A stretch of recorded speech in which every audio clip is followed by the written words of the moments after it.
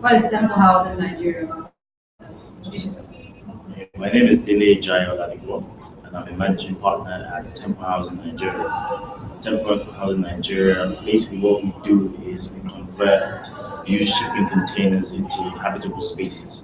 The whole idea is that we want to reduce the drive down the cost of construction compared to the traditional methods by at least 30% and 100 to 300% quicker than if you did with a traditional system.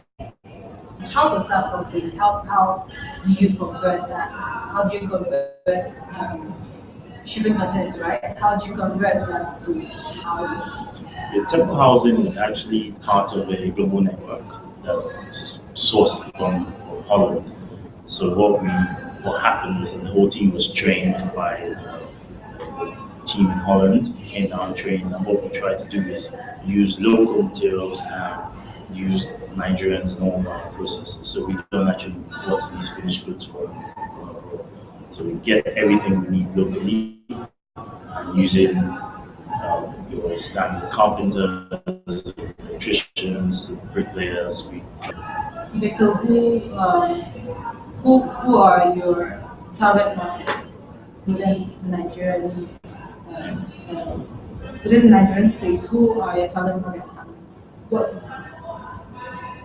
what do you seek to achieve with them?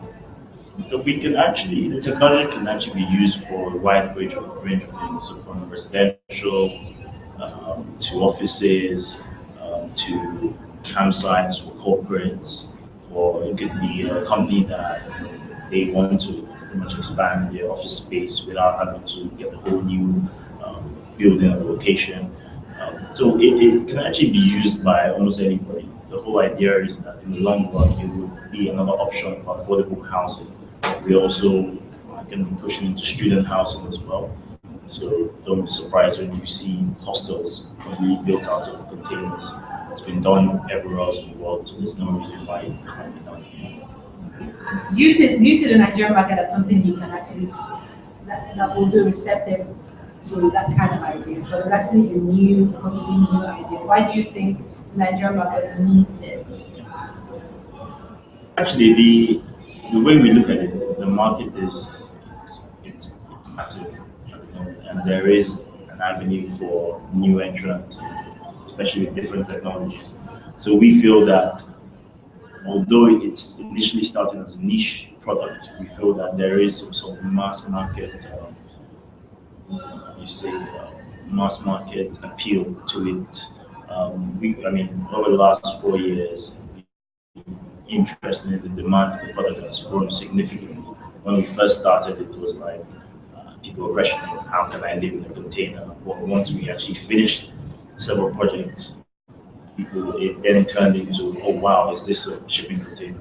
So we believe that the more we do and the more support we get from banks, once we start doing our own projects rather than third party projects, there will be growing uptake. The market is huge. Not everyone can afford housing due to high cost. So there is a need for uh, lower housing supply, and it makes sense.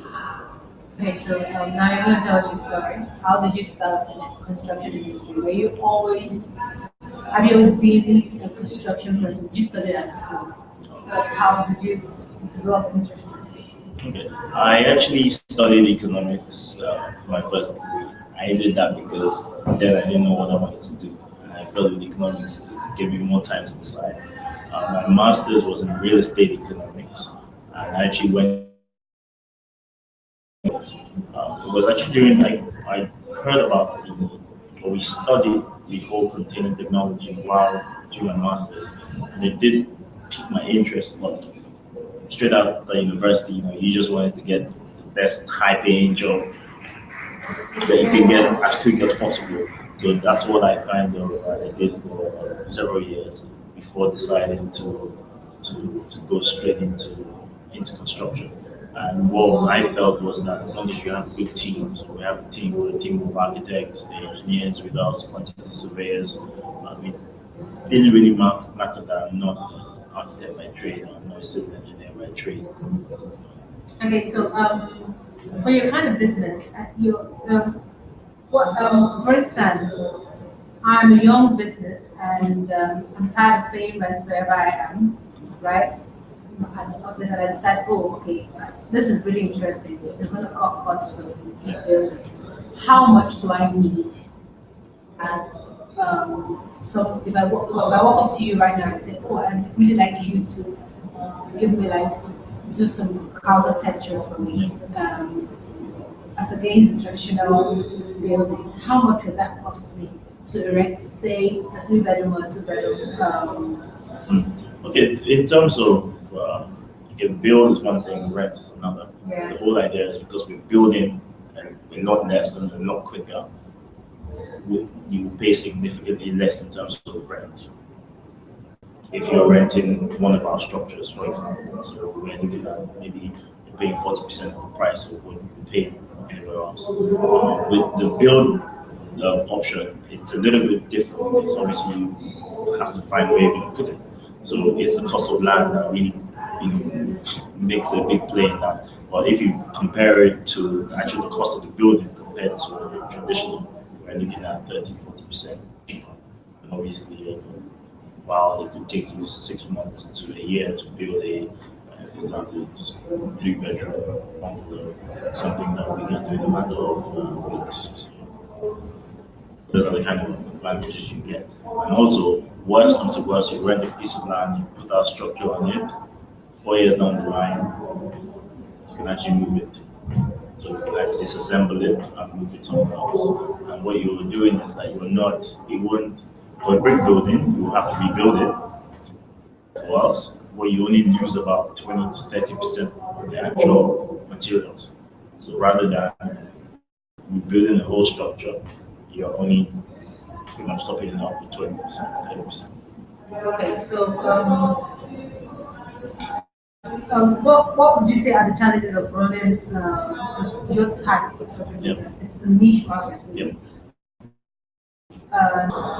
What would you say the challenges are really in operating in this? Yeah, I would say it's first thing would be acceptability, if that's a word.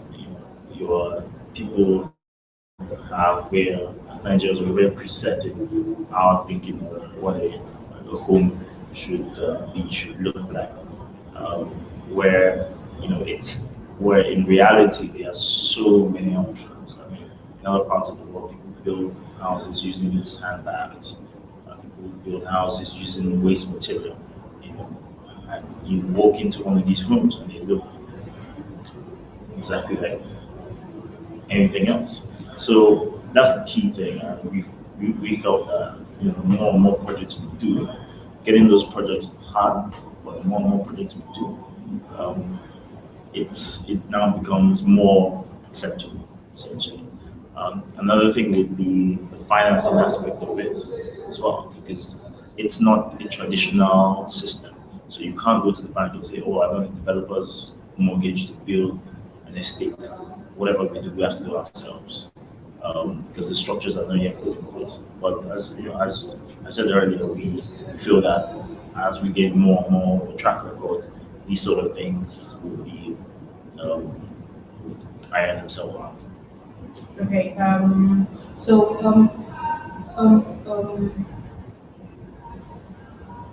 What do you think? Where do you see temple housing in the next, say, 5 years, 10 years? What are you projecting to see? And how do you plan to change the mindset of people about architecture in the next 5 to 10 years? Because I'm sure a lot of people are like, oh wow, are you sure this is really durable? Can I really live here? Can I really work from here? How do you plan to change that mindset and which will eventually help to grow the business? We're in the process of very early stages of building a prefabrication facility where we can actually standardize a lot of our products and become more efficient. And that direct cost saving is going to be passed on to the client and the customer. And we feel that with cost, we we become a very, very credible option. So in the next 5 years, we want temple housing to be number one. In student housing, we plan to deploy a big, let's say, like a big project in almost every state, private hostels. We also want to be a very, very credible option for affordable housing in Nigeria, to work with state governments, with local governments. And on the private side, we want to be the top player in, obviously, in temporary accommodation.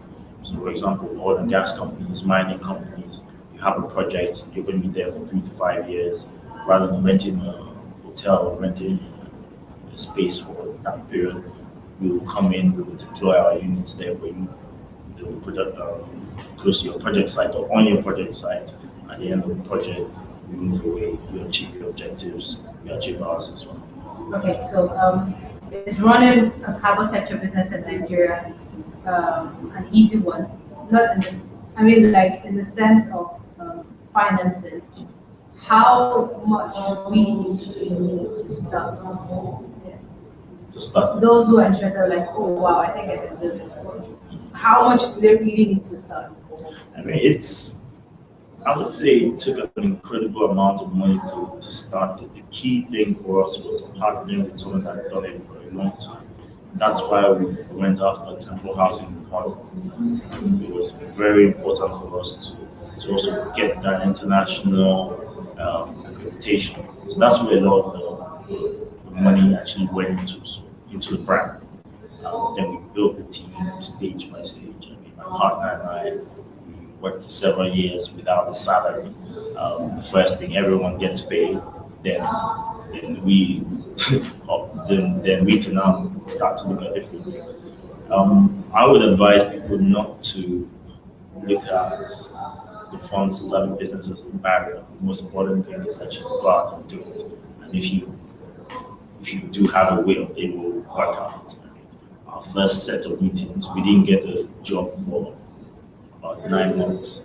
Our first 9 months, and it was the same thing. 2 young guys walking into an office to pitch this fantastic new technology, and they ask you, "What have you done?" Nothing. Are you guys? Who's the architect here? None of us. So, but that didn't stop us. We just kept going and going, and eventually, the merits of what you're trying to do will come out. I think that's the most important thing, rather than focusing on how much is really needed to start a business. Okay. So thank you very much for sharing your story, your journey with us so far. Thank you, and enjoy the rest of social media replays. Thank you.